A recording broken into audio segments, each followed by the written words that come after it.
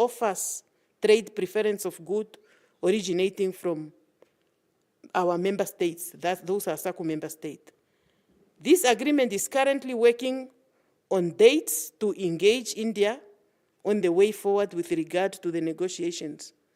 The benefits that are being anticipated from this agreement includes wider market for consumer and producers, sourcing of inputs, materials, and products at a lower cost, and also to attract investment and foreign direct investment, eliminate or harmonize tariffs, and provide for duty-free and quota-free.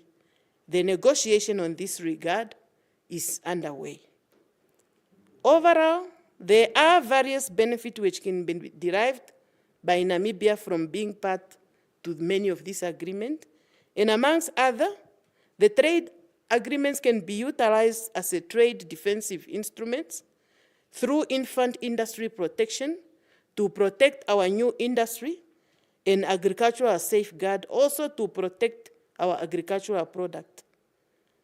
In Botswana, Lesotho, Namibia, and Eswatini are also affected and have a transitional safeguard so that we are protected, specifically our sensitive product, most of them of which are agricultural products.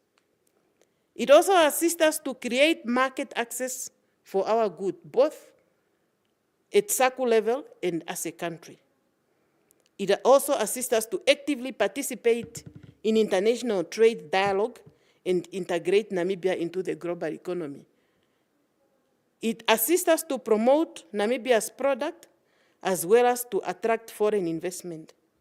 It also assists us to maintain sound policies that ensures effective cooperation and favorable trade relations with other countries. It also assists us to promote economic activities through the joint trade and economic cooperation. However, what we are saying is that as we are reviewing the pros and the cons and the benefits of various trade agreements, Namibia is readying herself to establish her Board of Trade and the Investment Tariff Board that would be able to assist us to set our own tariffs for all these other agreements so that we can also improve and accelerate our bilateral agreements, trade agreements with various countries. On that note, ladies and gentlemen, dear viewer and listeners out there, that is what the Ministry of Industrialization and Trade is seized with, and that is what we can provide to you in terms of information sharing and dissemination at this point in time. I thank you.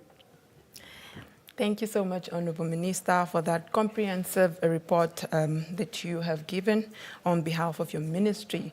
Of course, this is valuable insights that the current state of our industrialization and the trade sectors is. And we appreciate your ministry, especially yourself and your team of well-versed representatives or experts in your ministry in making this a realization. It is really truly commendable, especially given the so many trade agreements that our nation, Namibia, has entered into. That is just, of course, ensuring that Namibia reflects into the commitment of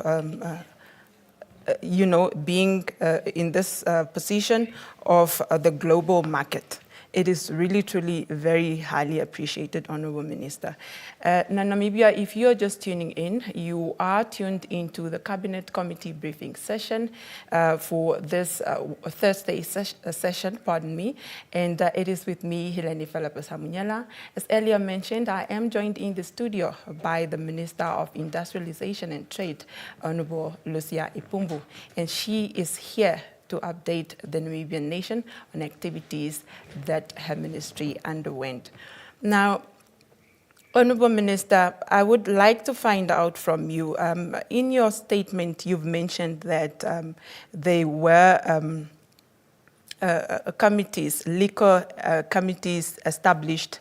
I would like to just confirm with you if we can confidently say that in all of the 14 regions we have such committees established. Yes, thank you, Helene. We have the committee established in all of the 14 regions, and they were fully constituted. Maybe the little hiccup we had is because the law made provision for the business community to be represented by members of the Chamber of Commerce and Industry. Okay. And there could have been some regions where the structure of NCCI was inactive. But we were able to come around because there are also some other requirements that need to be met as per the Act. Of course. Because the person to serve in that committee should not own a liquor outlet so that they do Conflict not of promote interest. their own interest. Okay. So we had to balance to look at who are the entrepreneurs who could have a legal understanding but also not operators in the same industry, but are able to represent the sector to its fullest capacity. Okay. And approximately 3 months ago, we have had the committee submitted for gazetting. They are fully gazetted and they are currently operational. Okay.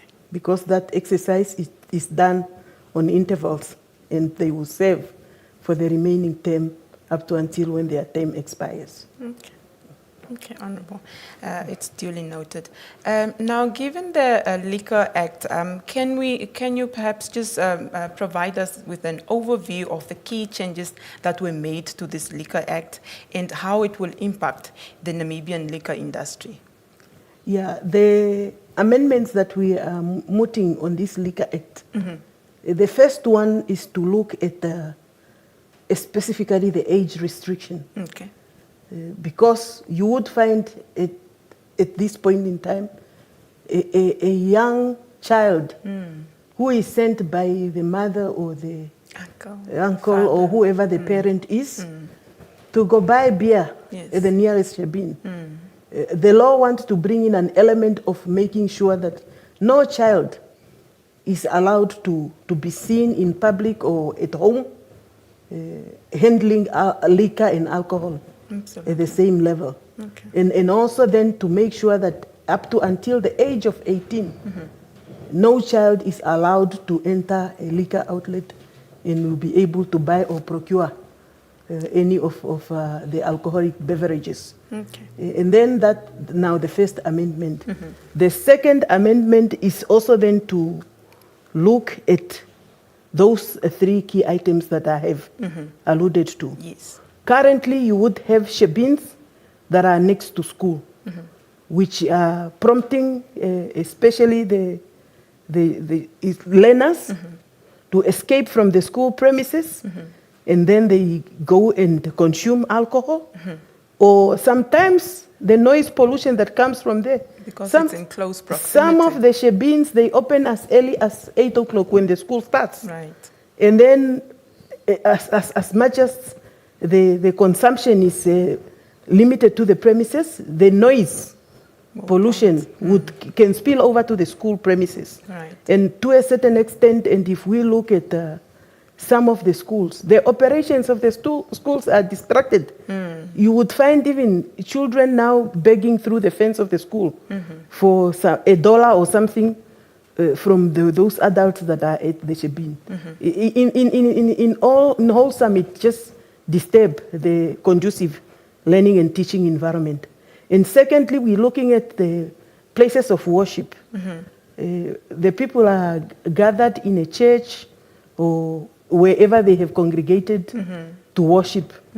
Worship on its own also includes already songs and exclamations. And now the 2 noises will be contradicting each other. Absolutely. Yeah, and also, as we expect that the worshippers should behave accordingly, they are tempted, because when they leave church, they would be tempted to pass through that liquor outlet, and when they go back home, it's as good as if they didn't go to church. Absolutely. Yeah, and then the third one is also then specifically the hospitals. We have people who are sick in bed, and they can escape from the hospital just to go and buy one quickly. Yeah, they come with the bottle hidden in a black plastic. Exactly, and then they would consume And we are saying, let all these temptations be far away from all these vulnerable people already. Absolutely. The children are vulnerable. The people that are worshipping are vulnerable. Those that are in hospitals are vulnerable. So these are temptations that we are saying should go. Absolutely. And then the main point and the critical one, which has now brought in a serious commotion, is the liquor outlets that we have in our dwelling premises. Absolutely. Yeah. If you go to Europe, there are designated areas where the drinking and the liquor outlets are based. I'm happy in Namibia. I have seen the town council of Keetmanshoop attempted to have an area designated for alcohol outlet shebeens. Okay. But you must understand also the commotion that came with the community. Absolutely. But to a certain extent, it makes sense. And we're saying now those liquor outlets that are in the houses or within the locations and the dwelling places, with time, we must find a way of graduating them from there to a specific designated area of such businesses. Okay. So that if you want to drink, you go to a pub like in European fashion. There is a street where the pubs are. In the past, in Windhoek, we used to have Evelyn Street. But yes. Evelyn Street now, behind every other shebeen in Evelyn Street, there is a house. Yes, and it has already transformed into a different designation. But we are encouraging that going forward, we should be able to graduate those liquor outlets that are operating within the premises of the household to other areas. Of course, we will give you time. We would not come and say, depart tomorrow. We will give you time to phase out, but it need to phase out. Right. Okay, Honourable Minister, now away from, of course, the consumers, let's talk a little bit about the businesses, especially the small and medium enterprises. How will the updated Liquor Act affect these local businesses, and what impact is most probably to be felt by this sector? So far, there is not really a negative impact. Okay. Maybe negative impact would come on those that are operating in those designated area which we are targeting to gradually remove them from. Okay. However, those that are in establishment and in a designated area of liquor trading, or perhaps they do not have any harm to the next person, they are not affected in any way. The beauty of everything, we had an extensive consultation in all the 14 regions. And I am happy that of the many consultations that we have, this was one of the well-attended. That was one of the well-attended consultations. And we have been, on many occasions, had follow-ups because it enlightened, it opened up the eyes. Because like I have given an example there, you would find the person comparing themselves with their neighbor. Yeah, they came here, the police came, they told me at 10 o'clock I must close. But the other one is... And my neighbor there, they left him alone. But then you are a shebeen, your neighbor is a restaurant. As a shebeen, your license take you up to 10 o'clock, which is 22 hours. Then a restaurant, the special liquor license for a restaurant, it take him or her to 12 o'clock. Right. Or you would have a hotel or a guest house, which would take you up to whenever they are closing for business. And all this dimension, we do not really, our operator did not have a full comprehension of. And you would find someone with a liquor license, but they don't even know that what conditions are in there. If I may cite a special liquor license, special liquor license have few holidays than any other normal license. Okay. There would be a wholesale license, which does not allow you to trade with liquor over the weekend. Okay. That's why if you go to the wholesale and the bigger distributors, they either do not work on Saturday because their licenses do not allow them, or some operate up to until 1 o'clock. Yes. You can go in somebody who have a grocery supermarket Yes. license. When you go there after 1 o'clock on Saturday, they No have sales. condoned off. Absolutely. Yeah, and these dimensions, many of our operators never understood. Now when they see someone with a special liquor license opening on a specific public holiday, they don't know that that person's license stipulate clearly that they can only close for 3 days. Okay. Good Friday, Christmas Day, and I can't remember what's the third day. Yes. But then you would have, if you are a Shebeen or you are a bottle store, all the public holidays you must close. Absolutely. All designated national days you must close. In all those conditions, lucky enough, they would be stipulated in your license. But because we don't read, I will be complaining of the conditions that are on my license and comparing myself to my neighbor without reading the content of my license. Right. Or also, as much as I'm focusing on the operators, we also have a challenge with some of the law enforcement officers. You would find the law is applied differently in one region, and in the other region, it's applied differently. At some point, you would be alerted by a business operator who would have 3 or 4 establishments in different regions. Right.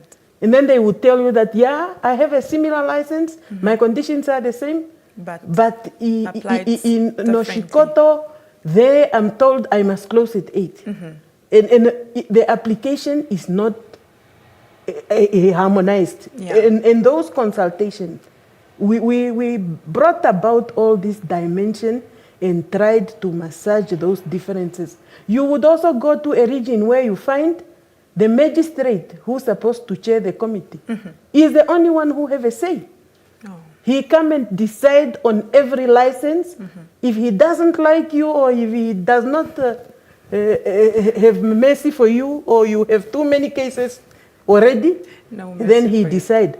Then the other members are there just as spectators. But we are saying, why do we need a health officer there to balance the social welfare of the community? Absolutely. Why do we need a business person there for that bring business in the person to business bring in the aspect. interest of the business community? Right. And why do we have a secretary there or a clerk of the court to keep records Of the of their discussion, so that if tomorrow we are challenged, why did you take this decision to revoke my license? We reflect. You would be able to get those minutes that indicates that because you contravened A, B, C, D clauses, and that's why we have revoked your license, or we suspended it up to until that time that is reviewed. And all these dimensions, all we needed to explain thoroughly, but I'm happy because the industry have since stabilized. After that consultation, I can attest here, my officials, Mr. John Chombo is here, and can confirm that the inquiries after that have minimized. Okay. No, that is good to learn, Honorable. We've run out of time, but I think before I let you go, I'd like to just establish how will the new amendments help curb the illegal, unlicensed alcohol sales, and what are the penalties for the non-compliant operators? The curbing of the current incidences would do, like you have made reference to the penalties, Yes. would ideally be identified as contravention of the law. Okay. And for every law, there are befitting punitive mechanism. Even in this law, there are those penalties. And those penalties are then prescribed as an addendum, which is in a form of regulations, Okay. which is reviewed time and again, that will also look at the nature and magnitude of the contravention. If they are of an administrative, the offenses are of administrative nature, then the punitive mechanism are of the same level. If they are of criminal nature, for instance, when you go and lie to us that you operate from a building that you have put up in Shandubara, and yet you are operating in your house in Paunes Park. Those are criminal offense, and they should be dealt according to the level of the contravention of the law. And they all have been provided for under the law, and those that are of a higher and bigger magnitude can be taken up to the courts. Absolutely. And then we would be able to follow the legal proceedings and provide evidence so that a decision and a befitting punitive mechanism can be instituted. Okay. Well, thank you, Honorable Minister. I would honestly just want to pause here and commend you. You have done so much. The government of the Republic of Namibia, through your ministry, of course, have done so much. We've just learned here that Namibia has entered into so many. If I counted correctly, there were about 8 or 10, if I'm not mistaken, agreements in Africa, in the regional, SADC as a regional sector, but also globally. We would honestly just want to appreciate the work, the concerted efforts that is going in all of this to ensure that you put Namibia on the global marketplace. It is really very highly appreciated. Maybe before I conclude, I'd like to accord you this opportunity, Honorable Minister, for your final remarks. My final remark is just to say, as a ministry and as a government, we continue to implement the mandate of the ministry, which is first and foremost to support the business activities for an inclusive growth and sustainable development, for industrialization, and for making sure that the economy grows, because that is what we are charged with. And as we are at the point where election have just been completed, we are saying renew your mandate on this government so that it continue to implement the programs and projects as already planned for and as enshrined in many of our documents. Yes. We are currently working on our NDP 6, which is a subset of our Vision 2030, a vision that wants to take us to an industrialized nation, Absolutely. which we believe we are already. Yes. Sometimes we don't appreciate the little efforts that we have made. And they said, if you are just here at home and never get out to get exposed and see what others are doing, Absolutely. you will never appreciate yourself. Of the many trips I have taken out of this country, I came back to say, Namibia, on our industrialization agenda, we are on track. We have done much, much better than others, and we continue to do more. Our fishing industry, our mining industry, now we are moving into the green industry. Yes. We are getting there, step by step. Baby steps. And baby steps. But And eventually. Eventually we will get there. By 2030, definitely, many of our industry will be standing and responding to an industrialized nation vision and dream that we have set for ourselves. Okay, duly noted. Thank you so much, Honorable Minister. Namibia, there you heard it from the Minister of Industrialization and Trade, Honorable Ipumbu Lucia Ipumbu. I keep saying the same name first, but nonetheless, it's still the same person. Thank you so much for tuning in this Thursday morning. From myself, Hileni Felapasamunyela, and the entire GIC production crew.